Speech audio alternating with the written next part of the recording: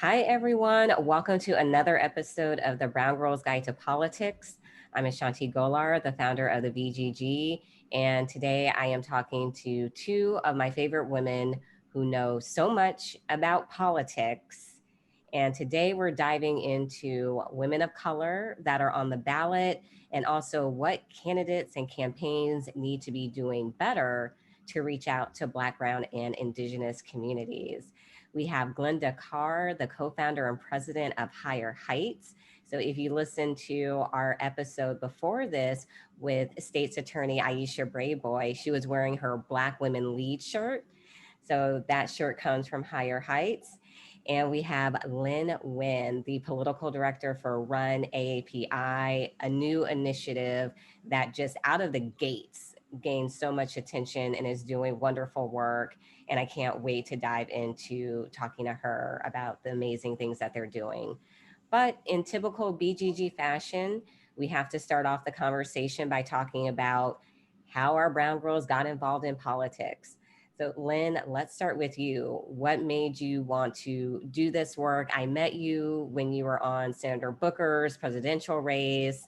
Linh worked with one of my best friends, Tamia Booker, who is the political director. We just immediately had that energy. You know, when you meet someone and they're like, you're cool, we should be friends. I get it. I feel that. Well, Like, that's how it was. I appreciate y'all for letting me even on here. I think I just want to start. It's always such a struggle for us, like Asian women, thinking, okay, if this is a space for Black and Brown women, do we belong?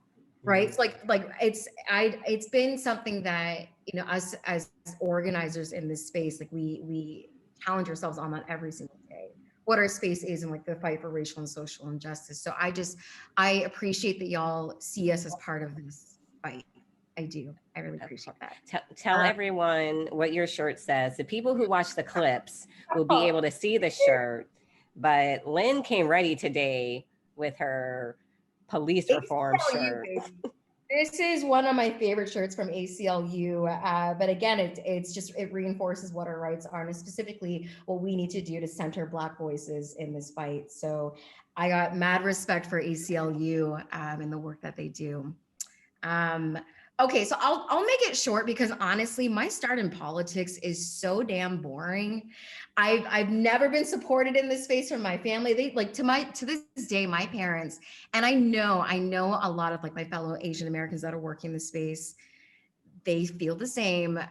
It was like 2 years ago, and like my dad, he just like straight up asked me, he's like, do you get paid to do, like, are you volunteering? Like, are you actually getting paid for this stuff? And like, I'm like, I love you, but like I've been doing this for the last 10 some odd years. But no, my start in politics, it was in high school. I had to fulfill my community service hours, so I volunteered for my local mayor's race. Obviously had no idea what organizing was, what it meant to talk to voters. And it wasn't until college when I was organizing around the divestment movement, and I was like, oh shit, okay, so this is what this is. But I think what's really interesting is that I think for me, because I get asked that a lot, especially with like the next generation of organizers coming in, and it wasn't so much like what started this interest, but it's been, especially in the last few years, it's been the women around me that have kept me in it, and it's like, I think we often feel so burnt out in this process. But it has absolutely been like this network, this like very intentional network of women that have kept me here. So that's all I'll say on I love it. And we will go to Glynda. And it's weird for me, y'all, not to see Glynda 2 or 3 times a month because that's how often we would just see each other at different events, conferences. And even when we get on the phone, I'm like, it's my Glynda. I'm like, I miss you so much. But I'm super excited to have her here today. Higher Heights, it's an organization that I've been involved with for a long time now. It's an organization that I give a lot of my time, my coins as well, because that's important. So Glynda, tell us what brought you to this work. Actually, if you remember, A'shanti, you were calling me for something else. Like when I was at the DNC. At the DNC. Yeah. And I was like, so since you're on, don't you want to be a founding member? Oh yeah, she got in that ask. Like she's like, sure. So she's been like one of the early, one day we're going to map it all. Like, were you number 20, number 30, number 100, like where you fall in the founding mothers circle. But, you know, I come from a politically active family. I mean, I don't think they overtly would call themselves that, but others did, right? And so I am, you know, a daughter of a Caribbean immigrant, migrated here. My mother picked him up next door, literally, like, who's this guy next door? And, you know, dated, got married, and had 3 children, and I'm the baby. And my father was a community activist, right? And here's a man that didn't become a citizen until the later part of his life because he wanted to vote for his friend, Joe Lieberman. But everybody assumed like he was the political, like Caribbean political maker in the community about making sure people registered to vote. He was very active, and so was my mother. On my 18th birthday, I'm sure my parents gave me jewelry because that's what they gave me at every birthday. Don't remember what it was, don't know where it is, but they registered me to vote. My mother put me in her car, drove me down to City Hall and registered me to vote. And until the day she died, she called me and my brothers on major elections to make sure we voted. So it was just kind of ingrained around our civic engagement. But I thought I was going to be a musician. Went to music conservatory and was politically engaged on campus, as we all are, particularly if you go to a predominantly white college. There's always some takeover. I do it. I was in college during the Rodney King verdict. And so, you know, what my parents instilled in me brought me to my like student leadership and my political leadership on campus.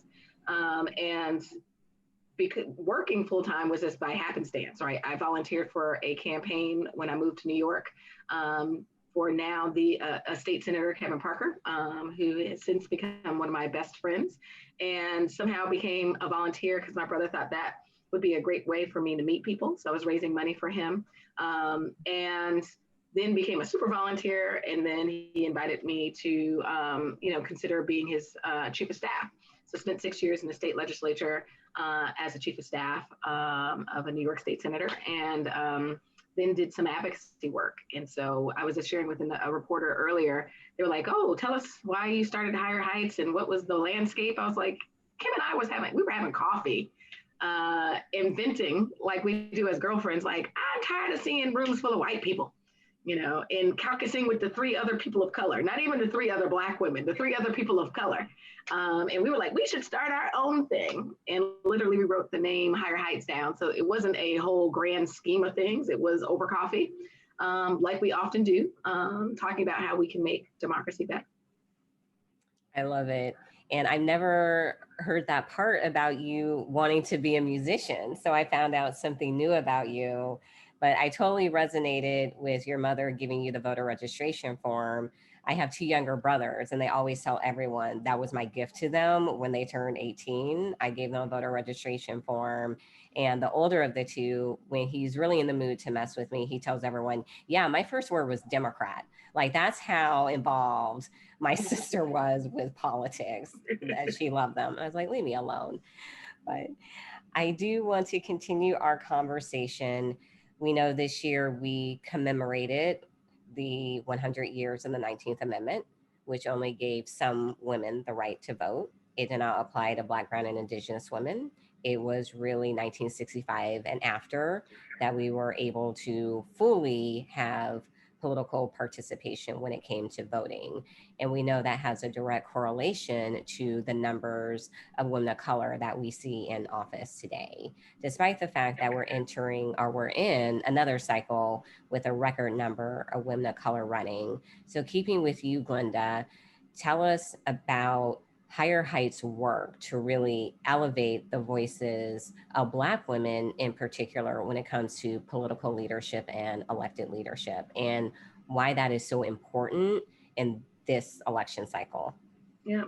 So, I mean, when Kimberly and I kind of wrote the words Higher Heights down for the first time, it was the notion, how do we actually use our political power to expand our elected leadership and use that power, obviously, to change at the end of the day, the circumstances of our family, friends, and neighbors, right? Black women, like all women, we want economically thriving, educated, healthy, and safe communities. And because we work in politics and policy, that all roads, to be able to do that, all roads ends back on policy making, which is tied to politics, and our elected leadership. And so we developed a blueprint, but at the end of the day, Kamala Harris said this to us in 2018. Did you know you were going to build an organization for a time as this?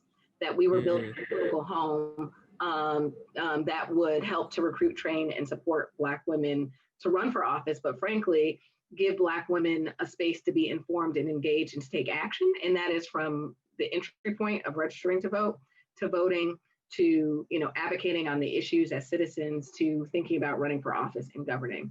And so our work, it believes that when you have diverse decision-making tables, they make better decisions. And that Black women are uniquely positioned to strengthen that decision-making table, both because of our qualifications that we bring to those tables, but our lived experiences. And so I usually answer this question, A'shanti, with an example. So in 2018, we helped to elect the largest number of Black women to serve in Congress on the 50th anniversary of Shirley Chisholm being elected to that body as the first Black woman. And so although we celebrated that we elected these amazing Black women, we also elected a nurse, a teacher, a city council member, a state legislator who is a Somalian refugee and a mother of a young Black boy that was killed by gun violence that was racially motivated. You then enter 2020, these women are, joined at the table with the rest of the Congressional Black Caucus, right, who've been doing work for decades to ensure that all voices rise. That these 5 Black women in particular, though, during a global pandemic, we have a health professional sitting at that table. While parents are grappling with how do we educate our children remotely and ensure that every child has access to broadband and technology during this time, you have not only a teacher, the 2016 Teacher of the Year, sitting at that table. And as you know, in this second phase, 2.5 phase of COVID-19, we're going to see the strain of our city governments and our state governments as it relates to budget shortfalls and having to make budget priorities and some budget cuts that you now have a local legislator and a state legislator sitting at that decision-making tables. And then at the end of the day, we're grappling with the racial systemic racism and police brutality and gun violence. And you have a woman who is the closest to that pain sitting at the table and having her peers have to answer to her around how do we create sensible gun violence and structural changes around our criminal justice system. So glad to have those women at the table. And Glynda, with you talking about the racial injustice, just the hatred, we know that our API community, they've also experienced a lot of that this year with COVID, and particularly how Trump has fueled that with calling it the China virus. And pivoting to Lynn, it was just so important during that time that we had so many AAPI elected officials that were able to speak out. So it also ties to why we need to have particularly the voices of women in these communities at the table during times like this. I mean, Judy Chu was just out there 100% saying, let me tell you what you're not about to do. So I want to get your take on everything. Yeah, this has just been such a trying election year in just so many nuanced in so many complex ways and for so many different communities. And I think what's been most interesting, I've had so many of these conversations in different Asian American circles. I think for the first time, our community actually coalesced around one single issue. Right. And it was over the summer when COVID-19 was such a visceral thing for so many of us, that the anti-Asian violence, the hate, the xenophobia, the racism became one one talking point that we could go home to our kitchen table and have that conversation with our parents or with our relatives. And it wouldn't be such like a politically charged conversation. Be like, it would really have a center the idea of, okay, what are we not doing to protect ourselves and protect our people? And I've never had that conversation when it comes to the electoral side of things, when we're trying to mobilize Asian American voters behind a candidate, behind a single issue. But this became such a critical summer, you know, for what it means to be Asian American. And I think it's I love that you mentioned Representative Judy Chu, because also at the same time we have a Representative Grace Meng, you know, over in New York. She's just had my back in the work that we've been doing with mobilizing Asian American voters, specifically for women.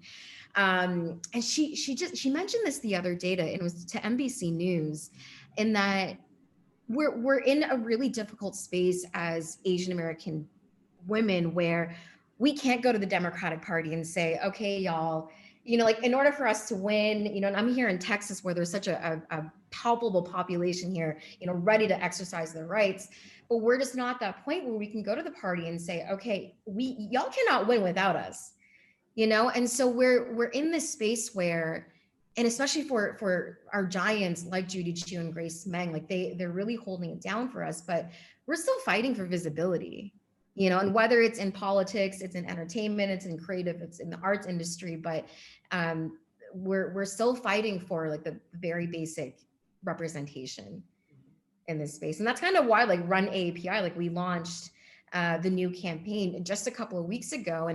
And yet there was so many different groups within like the AAPI umbrella that were coming to us and saying, holy shit, like I've never like seen a video like this before, or like our storytelling hasn't been done like this before, right? And whether they were first generation, second generation, whether they've been, you know, 30 plus year immigrants here in this country, but I feel like there are times when we're fighting for crumbs for the Asian American community. I gotta say that. No, and I think we keep it real on this podcast, and even with Black women, Glynda and I, we've had this conversation with so many of the other women who work in this space, that even with Black women, with our turnout levels, they still feel that we can be ignored. They still feel that they can give us crumbs. So let's talk about that and why we need to stop having our party take our votes for granted. I know just even during the summer with the election heating up, something I saw all the time was people tweeting like, Black women are going to save us. And I'm like, you're on your couch tweeting that. What are you going to do to help save yourself? Why are you putting this on Black women? And then there's the other part of me that's like, you're tweeting this, but you're also probably going to get on your Zoom call for work the next day and be disrespectful to the women of color that you work with.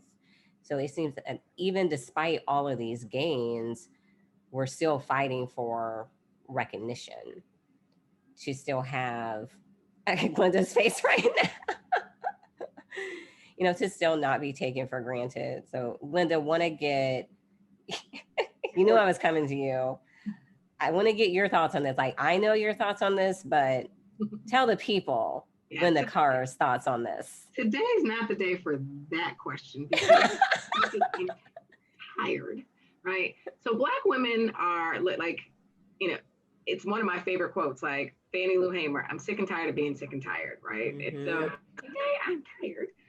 Or you see some of our friends on our social feed who work in this, you know, work in this space, who are like, today, I'm not okay today. And, you know, this particular friend was like, and it's okay. And everyone's like, but it's not okay. We just, our C3 organization, Higher Heights Leadership Fund, just put out some research. We talked to 506, we did an online survey of 506 likely Black women voters. And what came out of that was that there's a sense of anxiety around this election cycle and the outcome.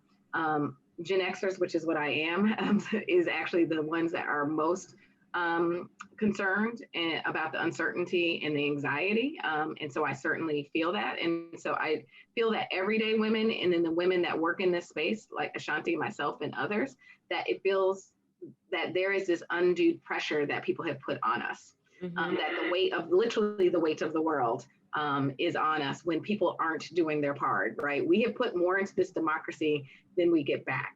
It is not that we're a reliable Democratic voter and that we're a reliable voter for a particular candidate. We're issue voters, right? And we believe that we are putting forth candidates who oftentimes don't talk to us, right? Don't get a piece of mail. Oftentimes don't, if we do, well, this cycle's a little different. Maybe you didn't call me 14 days out. I did get some mail today. Yay, claps for the mail. Oh my goodness. I was like, it must be that time of year. You mean you didn't get mail on November 1st? That was the first time you got some mail? I got some mail.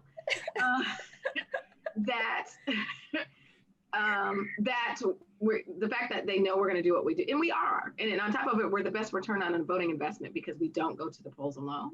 What's different this year that I see with my friends, what I see with the women that we work with, is that we're demanding our return on our voting investment. Like, we can't be the people that are saving democracy and then be at the bottom of every economic and health and social indicator in this country. That we shouldn't be dying at 25 of a heart attack. We shouldn't, overwhelmingly be dealing with mental illness and suicide, like all these things that are tied to a variety of policy issues, but yet and still we are building the table. And so I'm so excited about all the Black women that are running who are like snatching that table back in a way that is not only going to transform Black women and our families, but the whole nation. Yeah. Rep. Liz Miranda, she posted a graphic on her Twitter and it said, Black women can't be your shield and your target. And I felt that still stays with me because that's how you feel some days is, all right, you want me to do all this to protect you, but at the same time, yeah. Like, no words. I don't have the words because like Glynda, like tired. It's been a lot. Like this year has been a lot. And Lynn, you talked a little bit about RUN AAPI, but tell us more about why it was founded, how you got involved, and the work that it's doing. And y'all definitely have to go check out the videos that they have because these are some good videos. I appreciate that. I mean, and I like A'shanti, like, this, like my background has always just been going campaign to campaign, candidate to candidate. But like Houston has been my home the last 3 years now, which is like, this is the longest time I've ever been in one state, one city, because I've just had this like incredible privilege of being able to travel and be very selective with who I get to work for. But I, like, y'all know this, is just, we are just so limited on the campaign side, when it comes to, and like, we're just like inherently trained, protect your candidate, protect the messaging. This is like the playbook with how we like engage with communities. And it can be very one-dimensional. And so after Super Tuesday, I think it was signaled very clear to us early on that, okay, like the Asian American vote was just going to be likely an afterthought, right, for Democrats.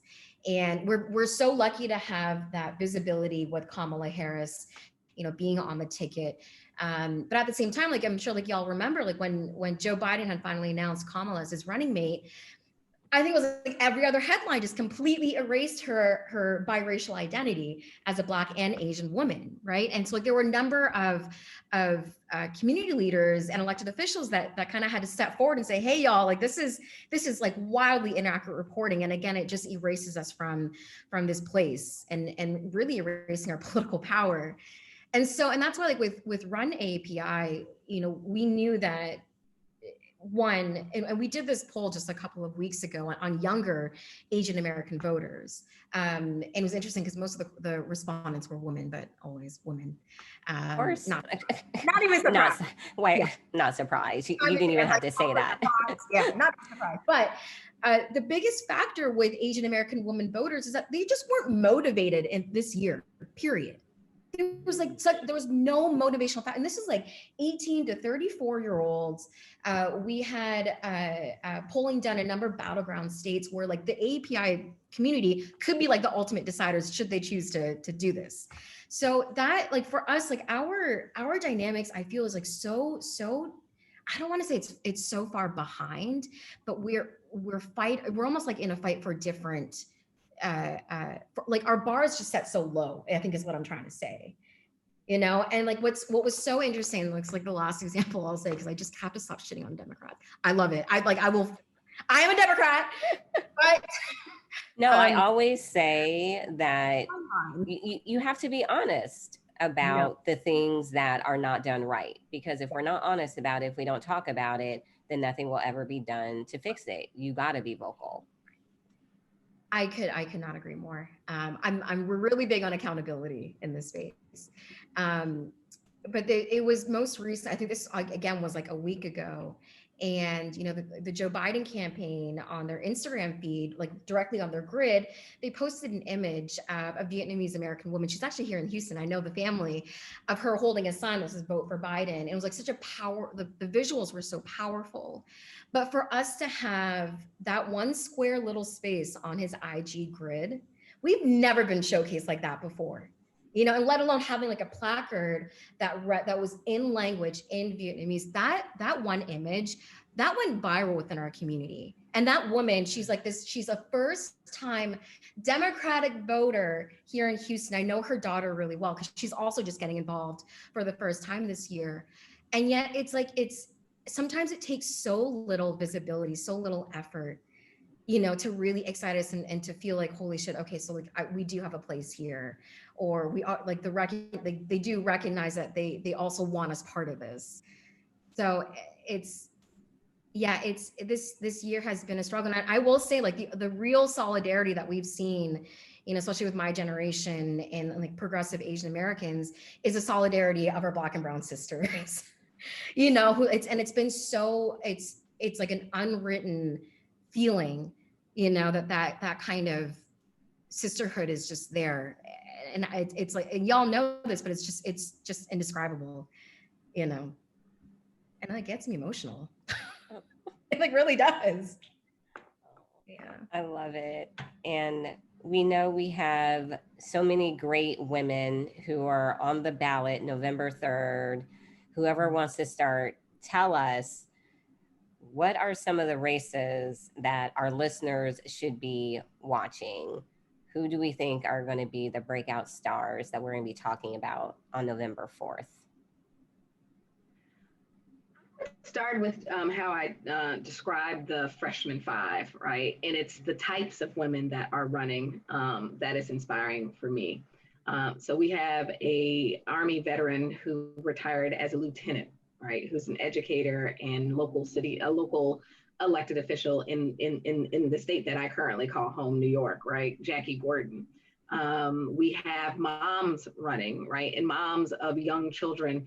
Research, you know, historically pointed to that women usually run when their children are older. And so what we've seen over the last couple of cycles are women running with young families, right? And being able to juggle that. And so Candace Venezuela will not only be the first Afro-Latina to be elected from Texas.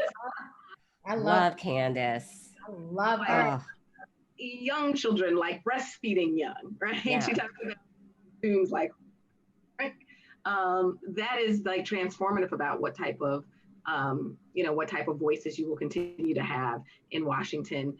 We thought, you know, like Lauren Underwood was the youngest Black woman to run, and now she's got like, you know, friends, right?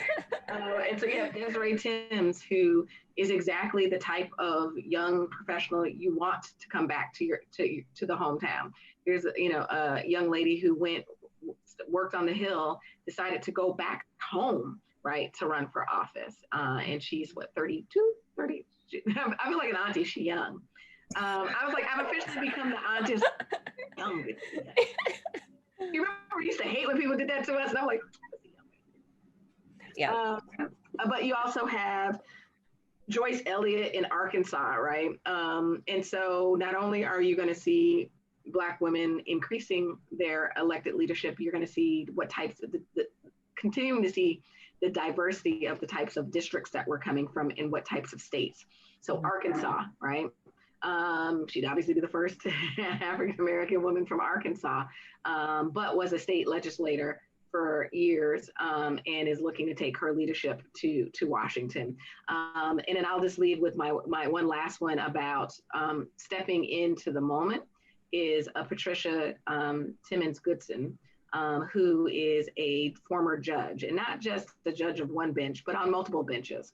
And so as we're starting to talk about the makeup of the Supreme Court, talking about defunding police and reforming criminal justice, having a judge is definitely a different type of voice to sit at a the decision-making table. So I think there's I can go on because there's a record number. Who else do you want to talk about? Those in particular around their backgrounds, I think are very interesting and inspiring, because research from the Center for American Women in Politics points to role modeling effects. So the more women see themselves in the women that are running, the more diversity of thought, diversity of background and lived experiences will be the next bench of women running next year and beyond. Mm-hmm. Oh, absolutely. At Emerge, I tell everyone after 2016, we had a lot of women come to us who were inspired to run because of Secretary Clinton.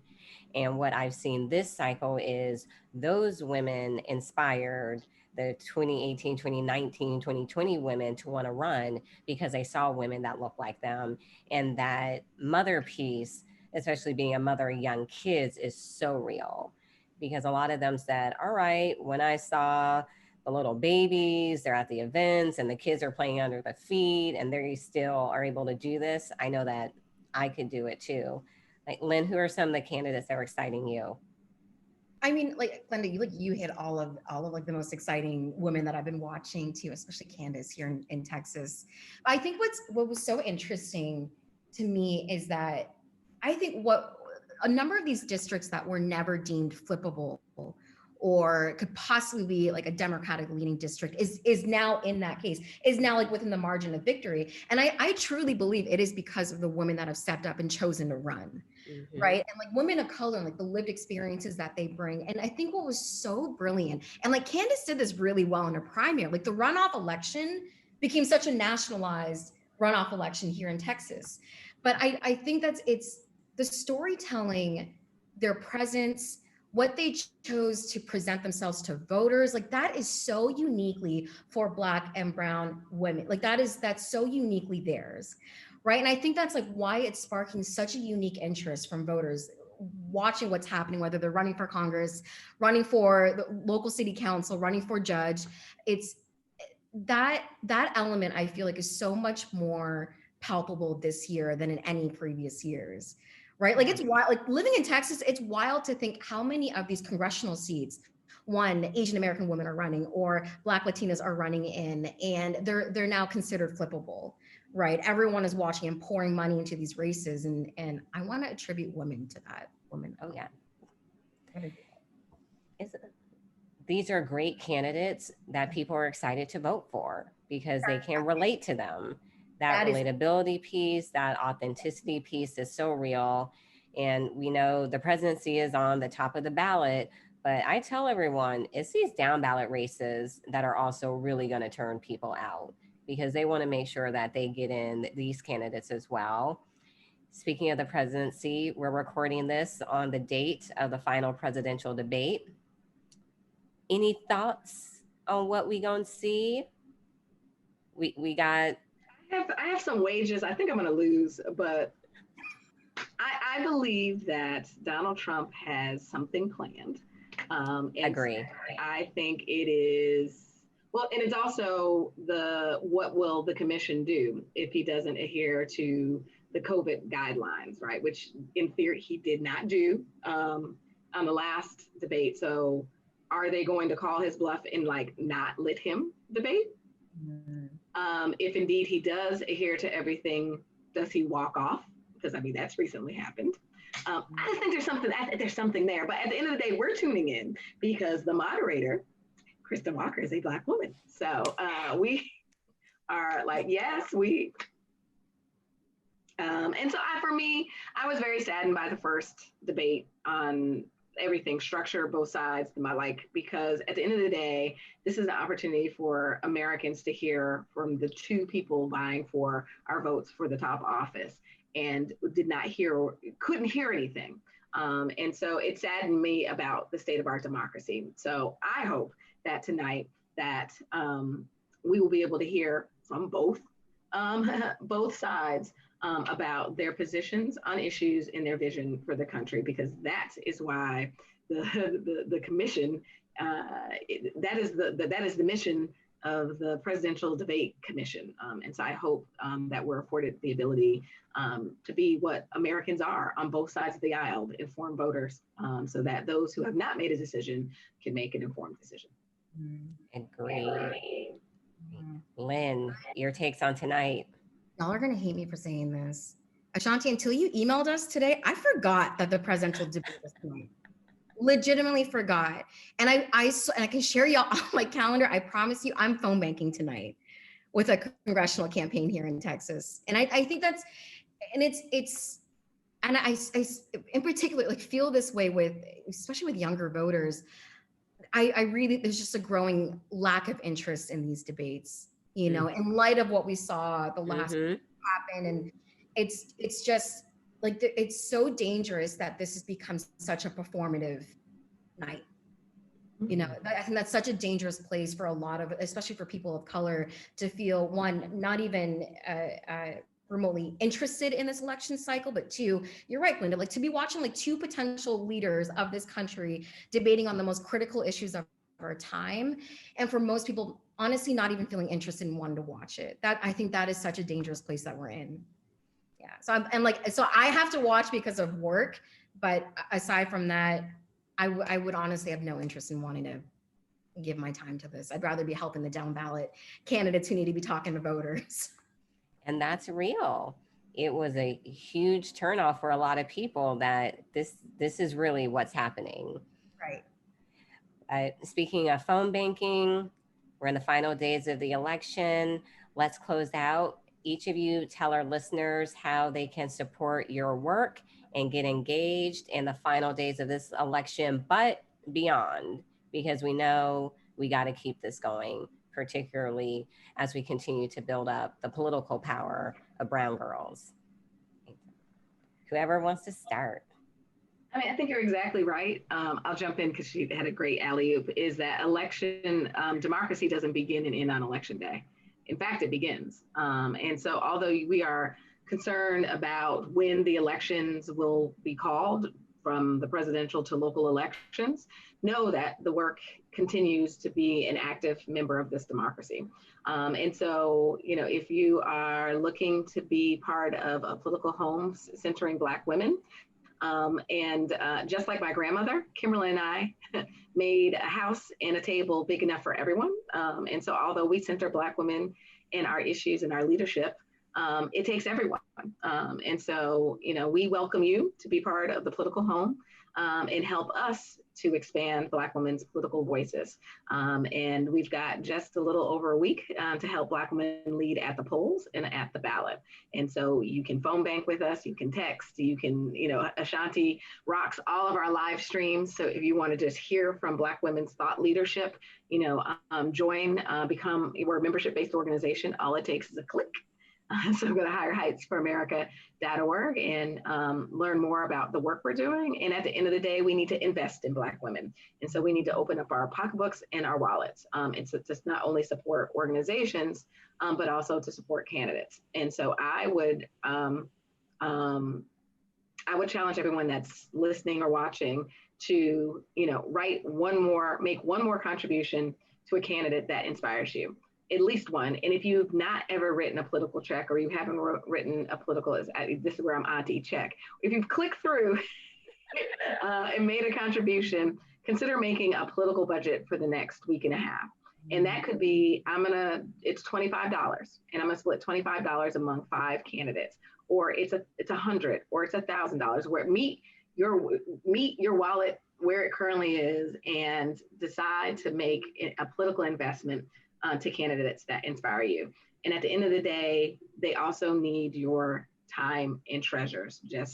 And so it is also just, making a commitment that I'm going to do an hour or 2 hours or 4 hours and volunteer with an organization or a candidate that inspires you, and make phone calls and text, and to uplift them on social media, so that your network will know who these amazing women are. Lynn, close us out. After that pitch, oh my goodness. Also, political budget. I love that, Glynda, because I've like lost track of where my money is going, because I'm just like trying to give it to I won't even say that on the record. But that's the whole point of a political budget, right? Which is so good. So knowing where it is so that you can determine. Like real talk. My time too. I know. In my monthly budget, I have a line item that says political donations. So every month, I know I have this much money that I'm giving out to people. You got to make it a part of just everyday habits. Yeah, I got to do that, y'all. Like, I made a mental note. Okay, so with RUN AAPI, it's we're in such a unique place with us doing the storytelling that no other group is doing for young Asian American people.